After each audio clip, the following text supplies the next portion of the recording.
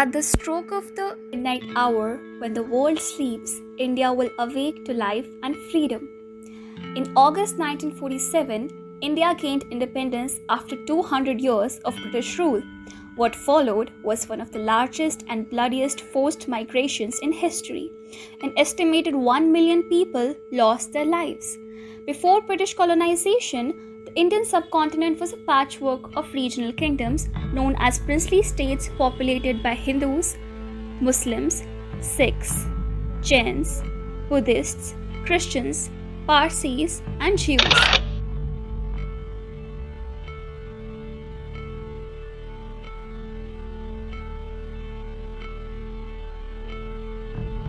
मेरा नाम अंसाज कोतवाल है। मैं विलेज चंसर तहसील भरेसा डिस्ट्रिक्ट डोडा का रहने वाला हूँ। मैंने गवर्नमेंट सर्विस एजुकेशन डिपार्टमेंट में एज ए टीचर की। जब पार्टीशन हुई थी तो क्या आपको वो वाकया याद है? चूंकि मेरी उम्र सिर्फ 2 साल थी, मुझे उन वाक़ात जो पार्टीशन के दौर में या उसके बाद हुए जरा भी कंसेप्ट नहीं है, मगर उनके बारे में जानकारी मुझे मेरी दादी जी और मेरी माता जी ने दी है। तो दादी जी का कहना था कि हिंदू मुस्लिम फसादात शुरू हुए, उसकी खबरें यहां तक पहुंचने लगी। हमें बहुत डर लगने लगा। हम बहुत देर तक डरे रहे, मगर को जब बाहर के लोग रेस में दाखिल हुए तो हमें यहां से रातों रात खाली हाथों भाग के चंबा की तरफ रुख करना पड़ा। हमारी एक औरत, खानदान की एक औरत जो बीमार थी, वो पीछे रह गई, उसका भी कत्लेआम हो गया। उसके अलावा हमारे खानदान का कोई आदमी इस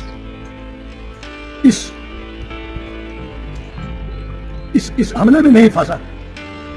हम यहां से चंबा चले गए। चंबा हमें बैठने के लिए मुसलमान लोगों के खाली मकान मिले, उनकी दौलत भी वहां से लुट गई थी, वो खाली थे। वहां हमने ऐसे गुजर बसर की, वो भगवान जानता है। ये दादी जी का कहना है, हमें रोज घर घर जाके भीख मांग के सुबह शाम का खाना अपने बाल बच्चों के लिए जोड़ना पड़ता था। हमारी जो दुर्गत वहां हुई, हमारी जो वहां सर्दी में गरीबी में बगैर किसी के सहारे के हुई, वो मतलब बयान से बाहर है। जब आप वापस आए तो आपकी प्रॉपर्टी का कितना नुकसान था? हाँ, हम 5 महीने के बाद वापस अपने यहाँ भलेस चले आए। उस वक्त गवर्नमेंट ने कुछ ये जो दंगाई थे उन पे कंट्रोल कर लिया था। तो जब ये खबर सुनी कि अब नॉर्मलेसी है, हम यहाँ आए तो यहाँ क्या था? राख का ढेर था। न हमारे घर थे, न हमारे मवेशी थे, न हमारी प्रॉपर्टी थी, न हमारे बर्तन थे। हम खाली हाथ गए थे, यहाँ आए खाली हाथ रहे। फिर हमने कैसे यहाँ जिंदगी बसर की, कैसे तुमको पाला पोसा, ये भगवान ही जानता है। ये भगवान वो हमेशा दुआ मांगती रहती थी कि ऐसे हालात कभी दोबारा पैदा न हो। जैसे ही ये डिक्लेयर हुआ कि इंडिया और पाकिस्तान में अलग अलग कंट्री बनने जा रही है, तो आपस में लोगों का जो है मार्केट कट होना शुरू हो गया। तो हमने देखा तो नहीं है, लेकिन जो हमने सुना है अपने दादा दादी से, अपने पेरेंट्स से, तो उन्होंने बोला था कि जैसे ही ये चीज़ पार्टीशन का शुरू हुआ तो लोगों में आपस में मारपीट शुरू हो गई। और जो मेजॉरिटी लोग थे जो मुस्लिम थे, उन्होंने प्रेफर किया कि हम पाकिस्तान में चले जाएंगे। जो पाकिस्तान में सवारी साइड में हिंदू लोग रहते थे, वो उन्होंने सोचा कि हम हिंदुस्तान में मिल जाते हैं। खास करके जो बॉर्डर बेल्ट के थे, जो देवा बटाला के थे, जहाँ अखनूर बेल्ट के और ये सियालकोट साइड के, इन लोगों ने काफ़ी कुछ झेला है ये चीज़। और उनको फिर माइग्रेशन होके उनको कुछ कहीं तो पाकिस्तान में चले गए, कुछ इंडिया में चले गए। जो इंडिया में आए उन लोगों को रेफ्यूजी कैंपों में रहना पड़ा। सेम वही कंडीशन पाकिस्तान में थी। जो जहाँ से गए थे वो पाकिस्तान के रेफ्यूजी कैंपों में रहना शुरू किया। उसके बाद आस्ता आस्ता वो उनको गवर्नमेंटों ने कुछ ज़मीनें अलाट की, जिसकी इंडिया में की तरफ अभी वो मैक्सिमम जो कैंप्स हैं, शुरू में तो कैंप्स लगाए थे कि इधर अखनूर में, फिर आरसपुरा साइड, कठुआ साइड, ये पूरी बेल्ट जो है रिफ्यूजियों के 1947 से जो रिफ्यूजी आए वो उनको सेटल किया था। तो ये मेरे दादी दादा बताते थे कि जब ये कन्फ्लिक्ट शुरू हुई तो हमें लोगों को रातों रात गांव छोड़ने पड़े, क्योंकि मारपीट इतनी हो रही थी कि जो भी जिसको देखता था वो एक दूसरे को काटने के, मारने के चक्कर। नमस्ते नानी जी। नमस्ते जी बेटा। आप अपना नाम बताइए पहले तो। शीला देवी। खता सबसे पहले तो आप ये बताइए आप हैं कहाँ से? हम हैं इछेर से। और वो कौन सी डिस्ट्रिक्ट में पड़ता है? वो डोडा डिस्ट्रिक्ट में पड़ती है। अच्छा, डोडा डिस्ट्रिक्ट से हैं आप। जी। तो क्या बोलते हैं आपके मम्मा पापा, क्या बोलते थे कि उन्होंने क्या क्या उस दौर में क्या क्या देखी थी परेशानियाँ? बहुत परेशानी उन्होंने देखी थी, बहुत जंग हो रही थी, वो डर डर के बड़ी मुश्किल से वहाँ से फिर उनको भागना पड़ा। और वो कहाँ गए थे? वो फिर छोटे बच्चे लेकर रात में भाग गए वहाँ से, तो वो पहाड़ों से हिमाचल चले गए। तो उस टाइम पे कोई गाड़ियों का भी उनके पास सोर्स नहीं था? गाड़ियों का तब कहाँ था सोच। अच्छा, तो जब उनके वहाँ पे जहाँ से वो गए थे तो वहाँ पे जो उनके अपने घर थे तो उनका क्या हुआ? घर कुछ के जला दिए थे, जो अंदर सामान था वो चोर कर भाग गए थे, कुछ जला दिया था, कुछ काम मतलब सारा कुछ ये हो गया था। तो फिर उन्होंने उधर ही रह गए, वो हिमाचल में रहे, कोई 6 महीने कोई साल भर वो उधर ही रहे थे। अच्छा, तो फिर उसके बाद क्या वो अपने घर वापस आए थे? हाँ, फिर आगे बाद में अपने घर कुछ आए थे, कुछ नहीं आए, तो फिर उधर क्या उनके पास कुछ नहीं था। अच्छा, तो फिर बड़ी मुश्किल से फिर थोड़े छोटे छोटे घर भी बना लिए, बड़ी मुश्किल से गरीबी से फिर अपने बच्चे बुच्चे पाल पूल के ये किया। फिर थोड़ा जरा शांत हो गया माहौल तो फिर आए।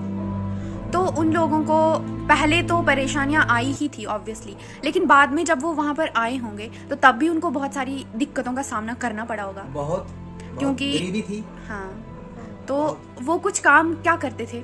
कम बस अपनी जो जमीन थोड़ी सी बची थी उस जमीन में ही जमींदारी करना, अपने बच्चों को पालते थे जमींदारी करके। और उस टाइम पे मतलब कि जब वो लोग वहाँ से चले गए थे, जब उन्होंने माइग्रेट कर लिया था कुछ टाइम के लिए, तो तब उनके जो कुछ रिश्तेदार थे, ऐसा मतलब मैंने भी सुना है कि कुछ लोग जो काफ़ी ज़्यादा बूढ़े थे उनको मार दिया था क्योंकि वो जा नहीं पाए थे उतनी दूर। हाँ, उनको मार दिया था। तो जवान भी मारे थे, बूढ़े भी मारे थे। अच्छा, तो मतलब बहुत ज़्यादा नुकसान हुआ था। बहुत ज़्यादा नुकसान हुआ। तो मेजर कौन सी कम्युनिटीज इसमें इन्वॉल्व थी? मेजर कम्युनिटीज इसमें थी हिंदू और मुस्लिम, क्योंकि जब इसको पार्टीशन की वजह से कह लो या किसी वजह से काम से ले लो, क्योंकि इन दोनों कम्युनिटीज में इतना विरोध हो गया था कि ये एक दूसरे को देखना पसंद नहीं कर रहे थे उस टाइम। तो रातों रात लोगों को घर छोड़ने पड़े। उधर से फायरिंग का भी डर था, क्योंकि दोनों साइड से इंडिया और पाकिस्तान की वो भी जंग भी शुरू हो गई थी, तो लोगों को रातों रात अपने घर छोड़ने पड़े। मेरी दादा दादा बोलते हैं कि जब हमने अपना घर छोड़ा था तो रात को हमने गन्नों के खेत में रात गुजारी थी, और जैसे ही सुबह फर्स्ट लाइट हुई तो उन्होंने वहाँ गन्नों के खेत से निकल के अपना जो भी छोटा छोटा सामान था वो सिर पे उठा के वो इधर जम्मू की ओर रवाना हुए। तो सुबह फिर वो आगे सुबह अर्ली इन द मॉर्निंग निकले और दोपहर को वो जाके जम्मू में पहुंचे, जिसको जहाँ उनके रिलेटिव थे, उनके मायके थे, तो वो आगे फ्लोरा में सेटल हुए। तो बड़ी दिक्कत जरिए उन लोगों ने बड़ा क्रूशियल टाइम देखा हुआ है। जिंदगी को वापस पटरी पर लाने में कितना वक्त लगा? देखिए, ये तो अब मेरा अपना भी एक्सपीरियंस है, मैं पढ़ा लिखा आदमी हूं, पर दादी जी के मुताबिक पार्टीशन से पहले के वाक़ात जो है उन्होंने बयान किए हैं कि हम हिंदू और मुसलमान एक दूसरे को दो कौमें नहीं समझते थे, हम एक ही थे। यह लानत सिर्फ मुल्क के डिवीजन पर हुई। ये मुल्क क्यों डिवाइड हुआ, ये हिंदुस्तान और पाकिस्तान क्यों बना, इससे जितना नुकसान हिंदू को हुआ कितना नुकसान मुसलमानों को हुआ ये भगवान जानता है। बहुत किलिंग्स हुई, बहुत प्रॉपर्टी का नुकसान हुआ। मतलब कहने का यह है कि हर आदमी की बुनियाद जो थी वो माइनस में चली गई, जीरो नहीं, माइनस में। मतलब वो उसका बयान कैसे हो। अब हालात कैसे हैं? अब के हालात अगर आप यकीन मानेंगे, मेरी अपनी ऑब्जर्वेशन है, मैं समझता हूं हिंदुस्तान इस वक्त जन्नत बन गया है। स्वर्ग, कैंसर का गांव, कहां चुका असर का गांव, बहुत हिंदुस्तान के किसी कोने में, रियासत के किसी कोने में इनकी आज की हालत देखते हैं तो यहाँ चंदसर में पक्की सड़क है, हर मुलाजिम के पास गाड़ी नजर आती है, बिजली हर घर में है, हर घर जो है वो पक्का है और टीन रूफ्ड है, हर घर में टीवी नहीं, और जितनी भी मॉडर्न साइंस की इजादात हैं की सहूलतें दस्तयाब हैं।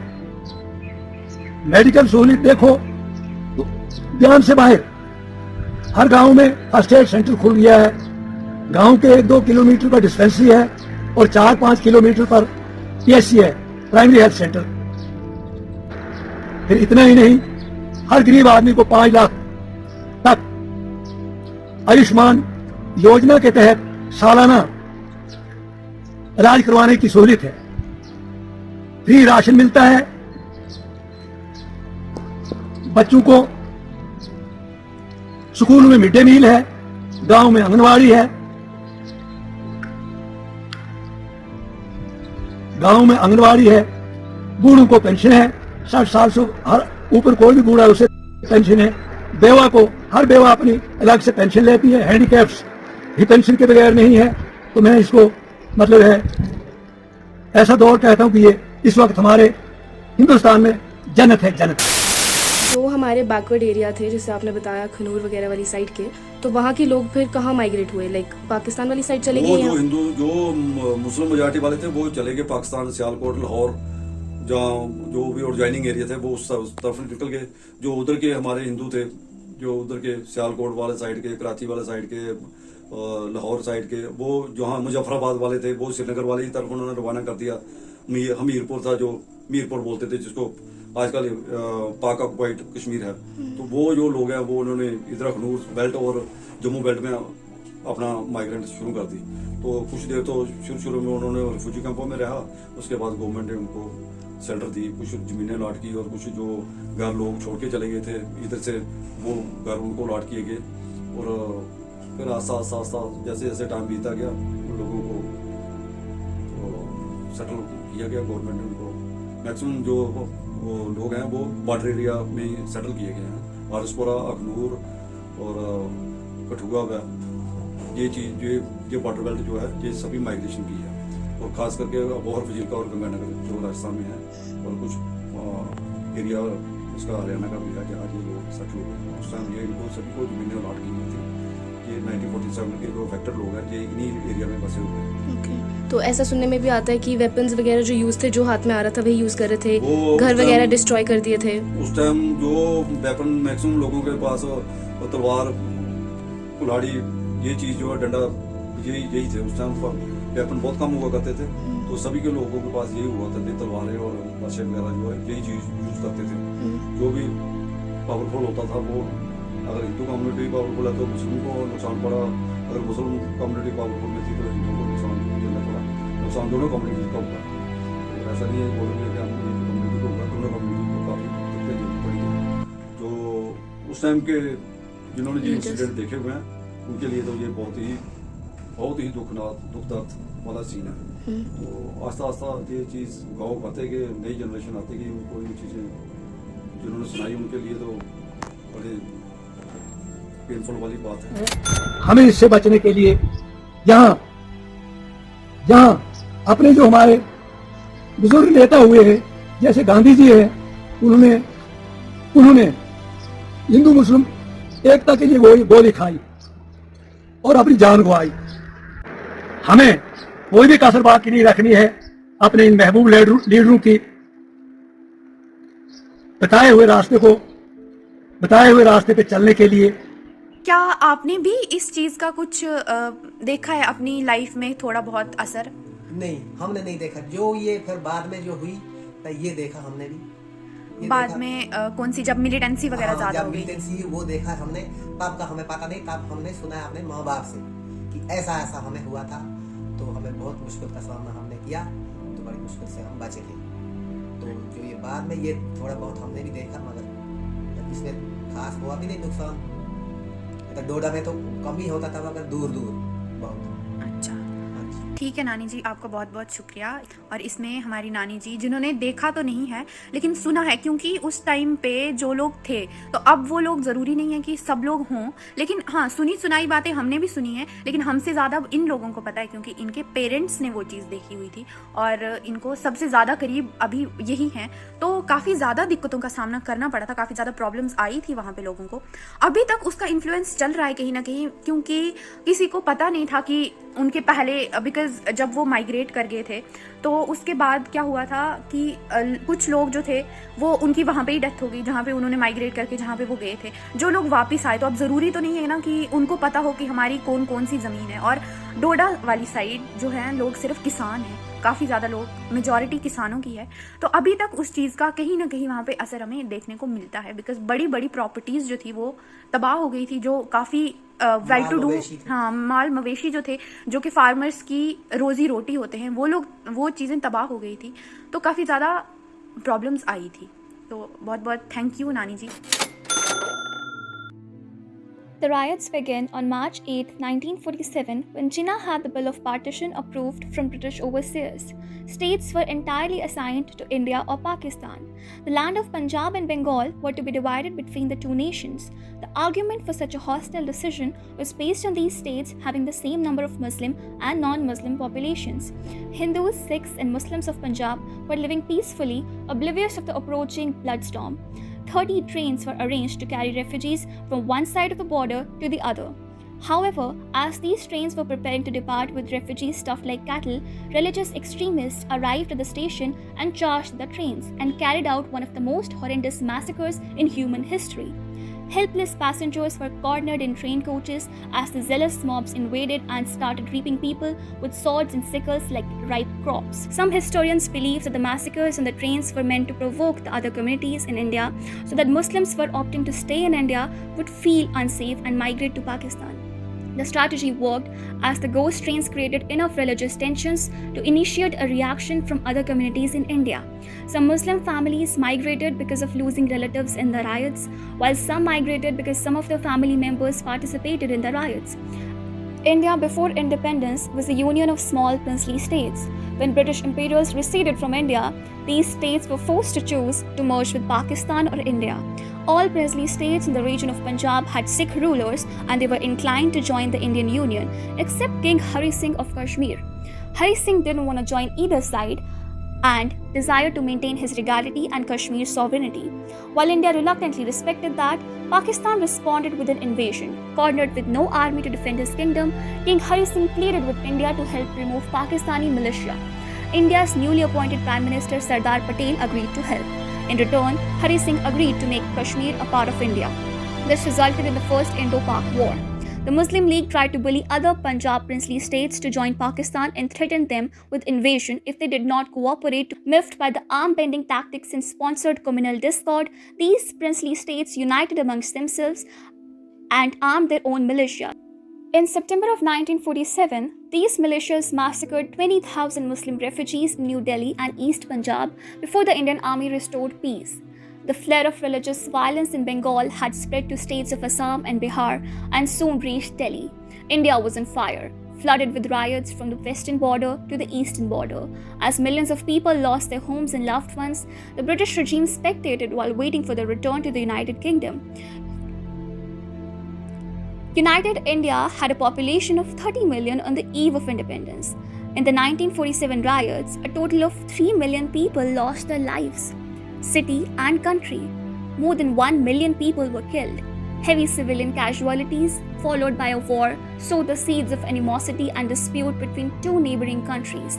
Despite all these, those who survived yearned to go back to their ancestral homes, but they are forbidden aliens to the country they were born. The divide is created, nurtured, fostered because it suits a certain politics. Over the years, politicians on both sides have exploited tension with the other side to stoke feelings of nationalism. But for millions of Indians and Pakistanis who continue to live with the repercussions of the traumatic events of 1947, this fortified and volatile border remains unchanged.